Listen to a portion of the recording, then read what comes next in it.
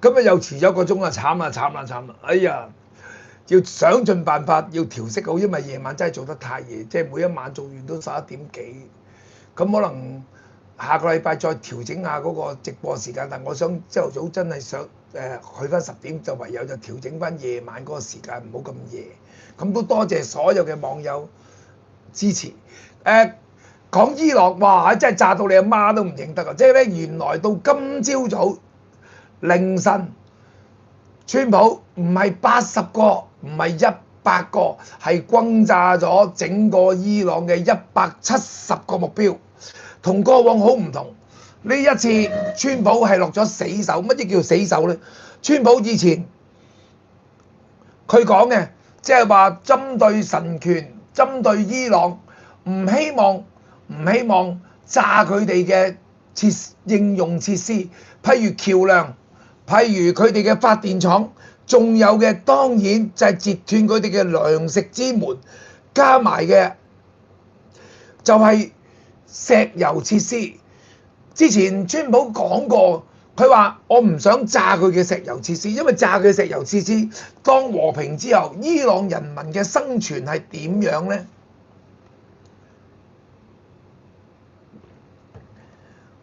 當日佢話要炸到伊朗回復翻石器時代，結果佢冇做到，反而坐低簽署諒解備忘錄，希望用諒解備忘錄去解決呢件事。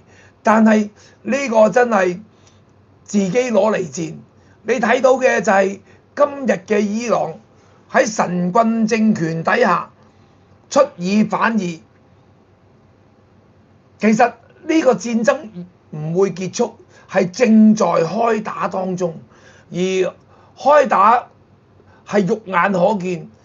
只不過短短18個鐘頭，佢轟炸嘅係乜嘢？佢轟炸嘅所謂嘅設施，唔係再係港口，唔係再係一啲所謂嘅軍用設施。佢呢次曾經打擊到嘅，當然係革命衛隊嘅老巢，佢哋嘅兵工廠，佢哋嘅機場，冇錯，而家已經對機場動手。仲有嘅就係2條路，一條就係鐵路，一條就係橋梁。呢條鐵路同橋梁最主要嘅係愛嚟輸送物資，由中國俄羅斯足足1萬公里。今日直接截斷咗你，即係話將伊朗唔單止係包圍晒喺中東國家手中。巴基斯坦、封門卡塔爾、沙地阿拉伯已經參與戰爭，開始封門，將整個伊朗封禁起嚟，加上北約之前嘅土耳其已經同川普傾掂數。咁唯一嘅空中嘅物資，大家有目共睹。你嚟嘅時候設立咗禁飛區，你連烏蠅都飛唔到一隻落去。至於霍爾木茲海峽重新封鎖，川普喺呢度已經將佢哋28隻嘅小型艦艇全殲，連佢哋嘅港口，連佢哋出水口都打敗咗。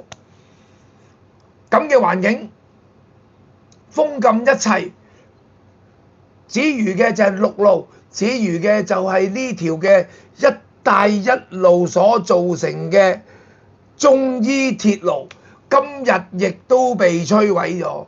即係話已經將伊朗嘅生門，佢嘅逃生之門，佢嘅生存空間一路壓迫到佢哋冇辦法可以再維持同繼續。呢個就係川普而家嘅打擊面。以色列已經參戰，唔單止係真子黨已經向北部推進，而嚟到呢一度，川普嘅壓力，真正嘅壓力喺伊拉克同埋伊朗嘅邊境。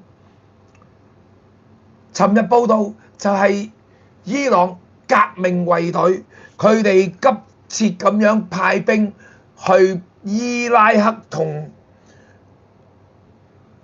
伊朗接壤嘅邊境。點解要喺嗰度？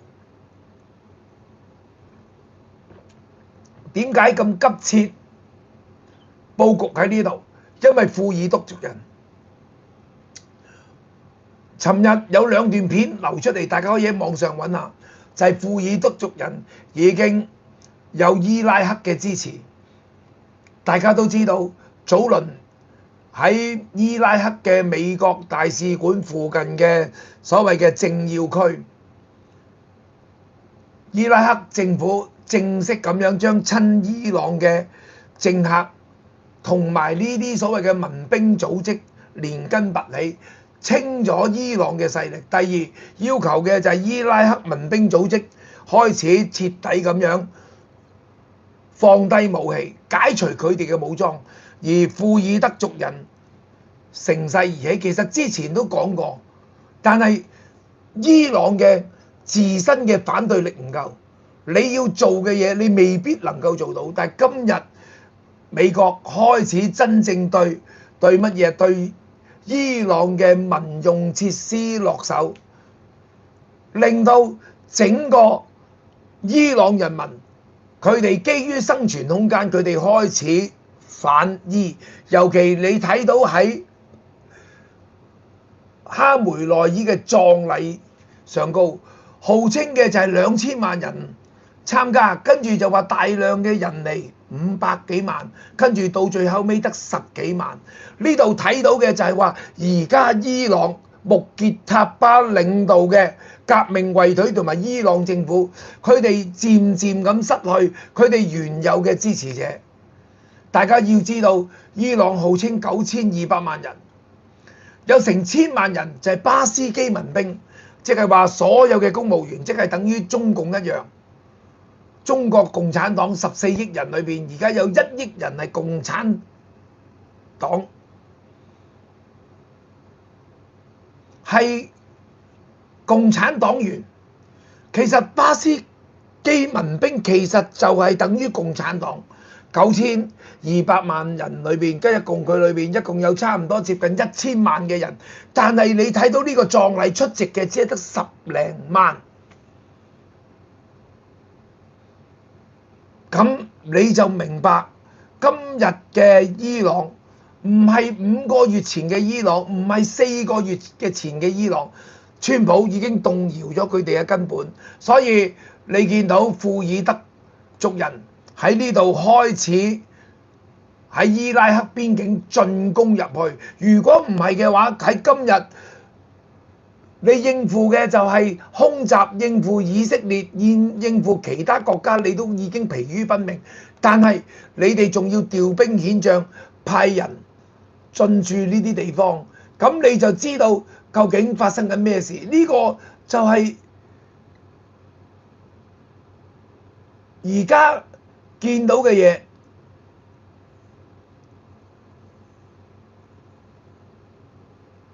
等陣啊！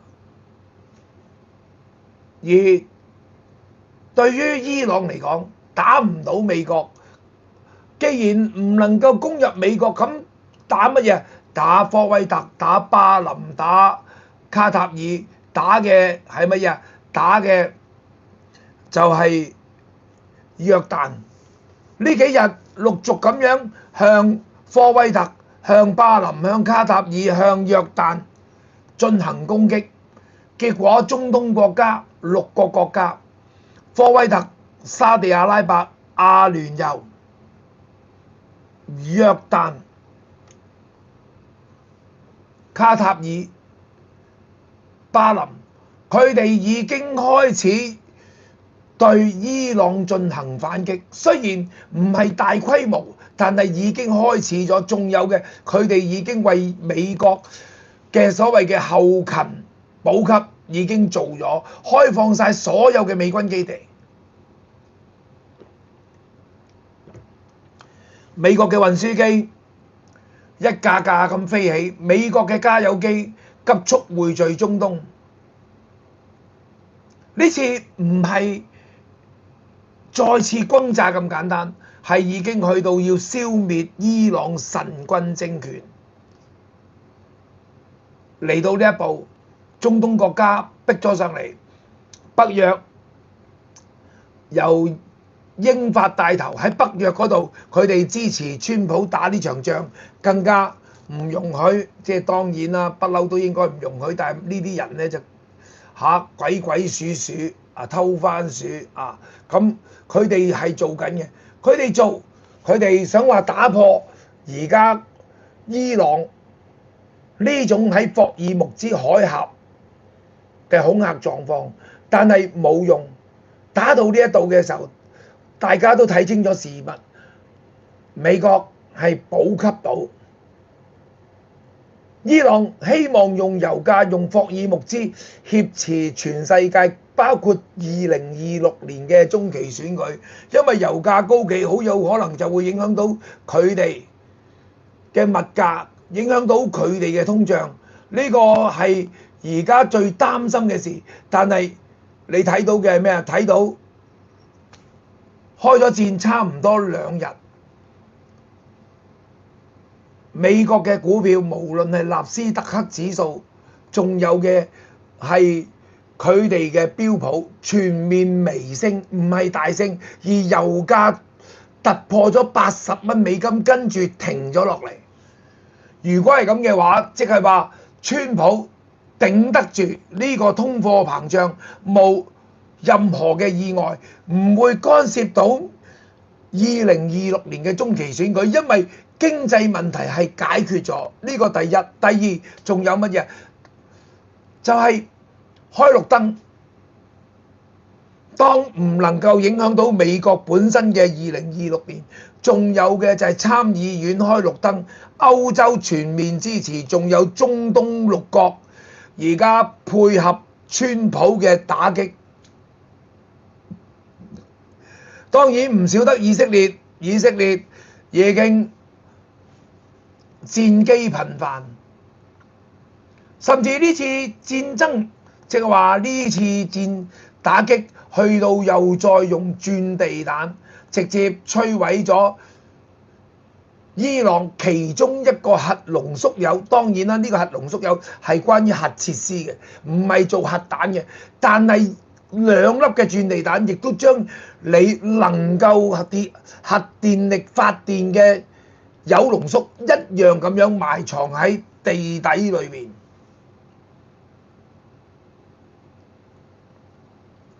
全方位嘅打擊，唔單止喺機場、港口、軍用設施，亦都向軍民設施、補給線、鐵路橋樑，唔單止斬首行動。尋日同大家講，今日迎嚟最好嘅消息就係有8名嘅革命衛隊高層又再消失，係物理學肉體上高嘅消失。而一個叫做哈爾尼嘅呢個海軍嘅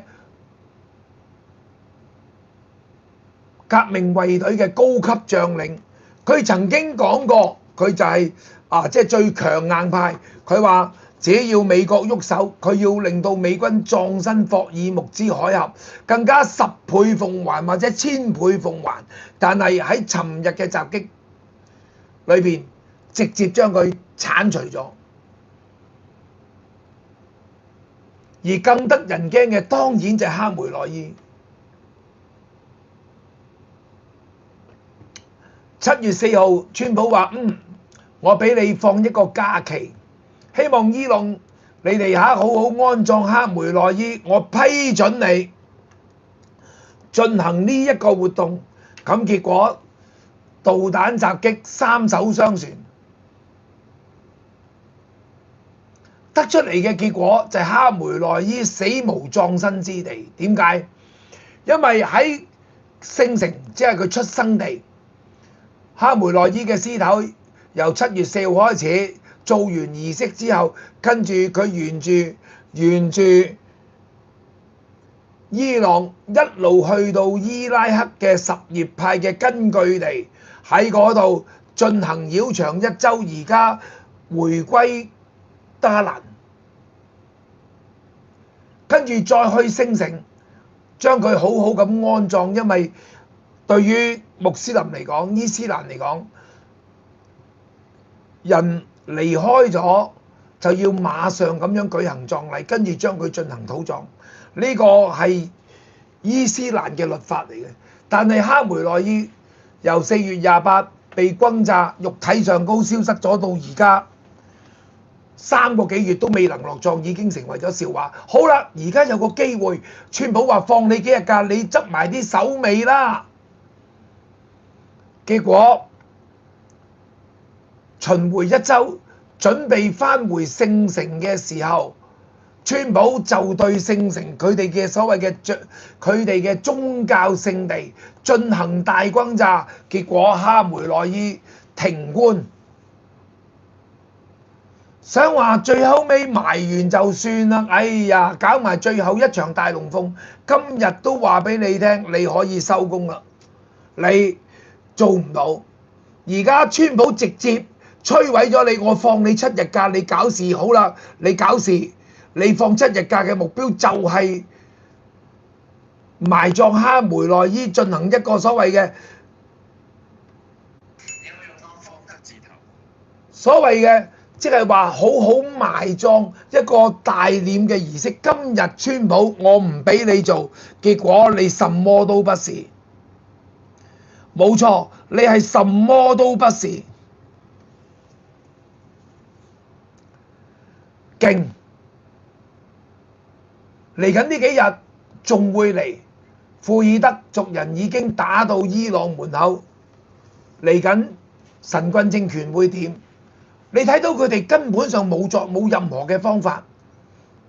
當然啦，呢度你見到好多人，你睇下川普輸緊啊，一路輸，哦，打到阿媽都唔認得，叫做川普一路輸。好奇怪，好奇怪，好奇怪！而川普不諱言嘅，你呢班全部都係黐線佬嚟嘅。我唔想同班黐線佬糾纏，我唔想同班黐線佬喺度傾，同你唔知有乜嘢好傾，唔知大家仲有乜嘢可以談判落去。最據新啦，本身安排13號。即係下個禮拜第3場嘅美國同埋伊朗嘅會談，伊朗已經對川普發出咗邀請，坐低慢慢傾。你冇聽錯，川普收到來自伊朗呢個神棍政權黐線佬嘅電話，話繼續談判。川普真係睬你都雞咳，即係今日。亦都俾咗佢一個藉口，今日已經唔係軍事行動，唔係我川普想打嘅，係因為你違反咗諒解備忘錄，所以川普嘅鐵拳嚟到你嘅門口。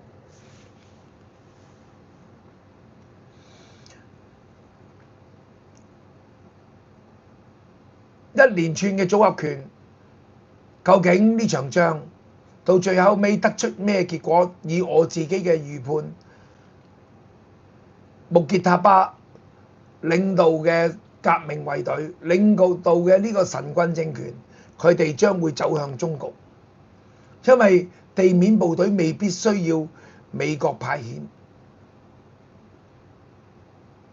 當佢已經變成咗喺一個地下室裏面嘅老鼠嘅時候，到最後尾佢哋只會互相撕咬。而家川普就係做緊呢一樣嘢。